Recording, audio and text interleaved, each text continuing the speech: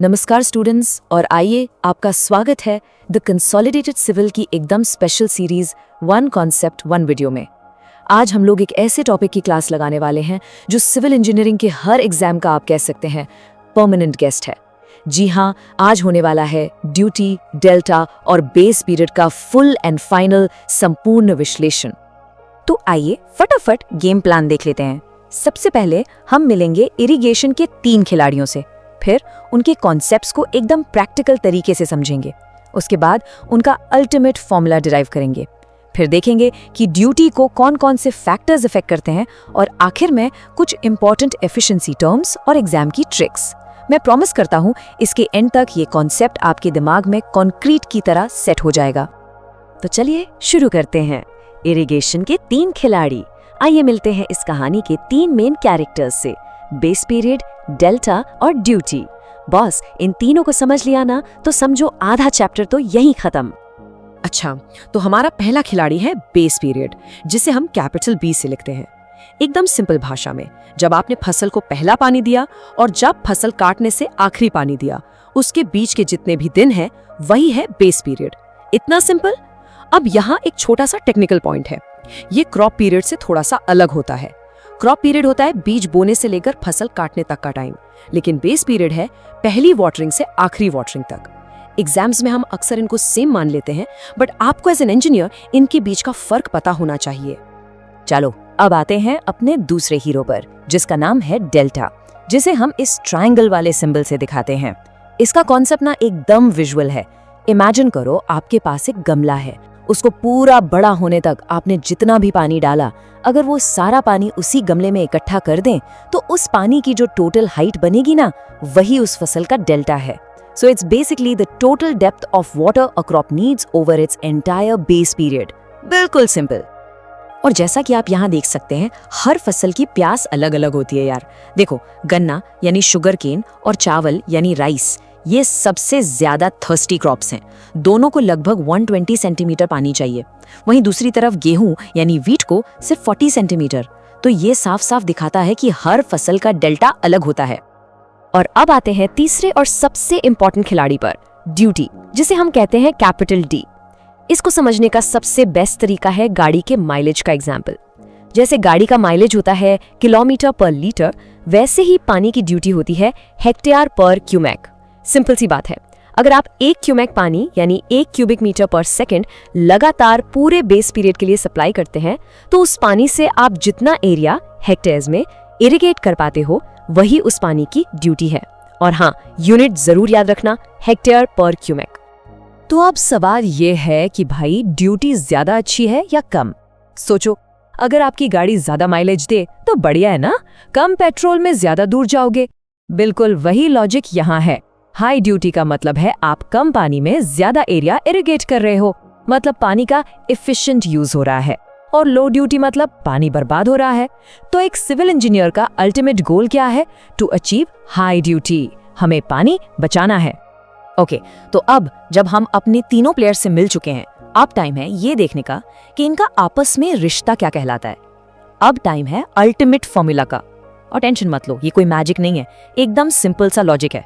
ये वो फॉर्मूला है जो आपके 90% न्यूमेरिकल सॉल्व कर देगा। चलो इसको स्टेप बाय स्टेप डिराइव करते हैं। दिमाग खुला रखना। स्टेप 1, हम टोटल पानी का वॉल्यूम निकालेंगे।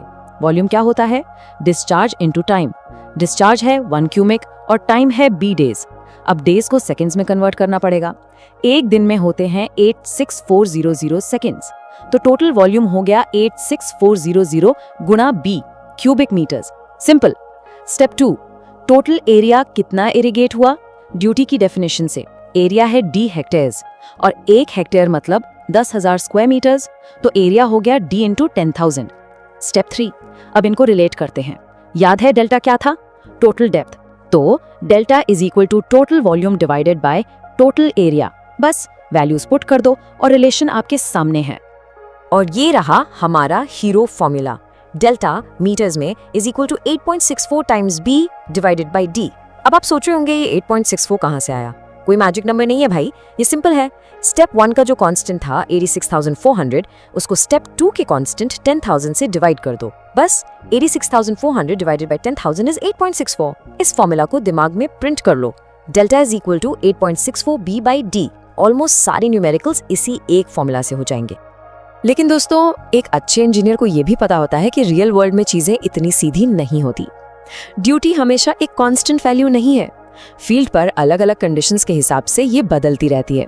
तो चलिए अब देखते हैं ड्यूटी को प्रभावित करने वाले कारक कौन से हैं। तो आप लोग ही सोचिए, ड्यूटी हमेशा एक जैसी क्यों नहीं रहती?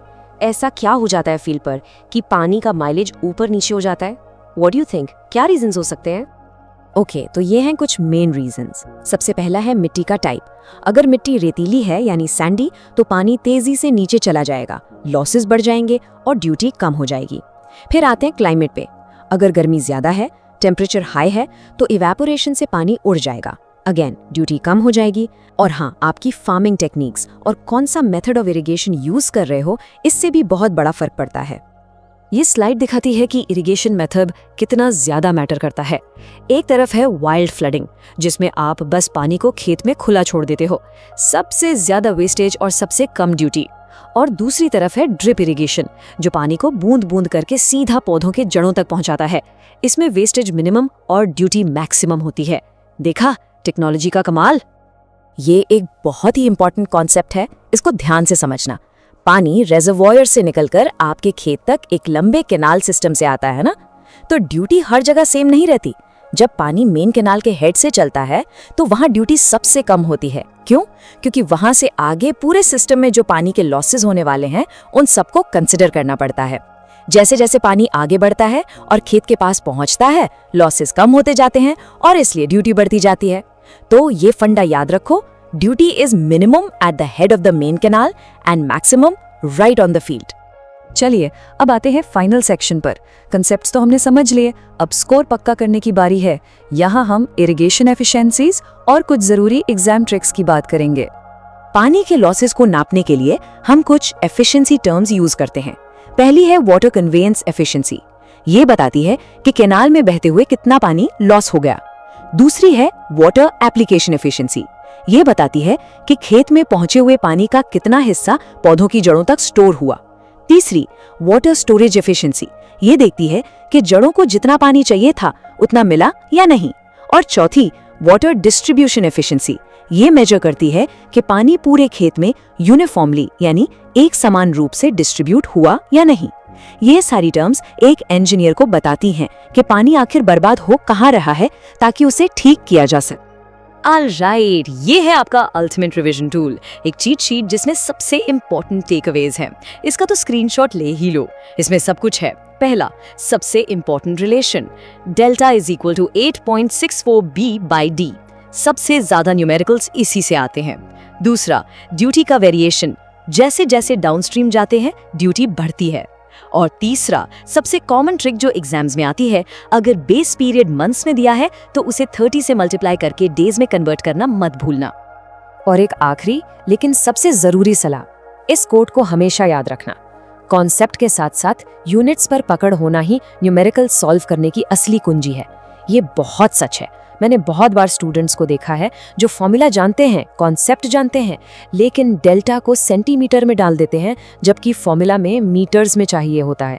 ये सिली मिस्टेक्स आपका सिलेक्शन रोक सकती हैं, so be very very careful with the units. तो अब जब आपने ड्यूटी, डेल्टा और बेस पीरियड को इतने अच्छे से समझ लिया है, तो आपके लिए एक फाइनल सवाल, सोच के देखिएगा। अगर ये खेत में खरीफ और रबी दोनों क्रॉप्स हैं, तो आप उस खेत के लिए कैनाल का डिजाइन डिस्चार्ज कैसे निकालोगे? सोचिए इस पर, ये आपके कॉन्सेप्ट्स को टेस्ट करेगा। अगर आपको ये ब्रेकडाउन हेल्पफुल लगा और आप ऐसे ही कॉम्प्लेक्स टॉपिक्स को सिंपल तरीके से समझना चाहते हैं, तो द कंसोलिडेटेड सिविल को सब्सक्राइब करना मत भूलिएगा। हम आपसे मिलेंगे अगले एक्सप्लेनर में। तब तक कीप लर्निंग।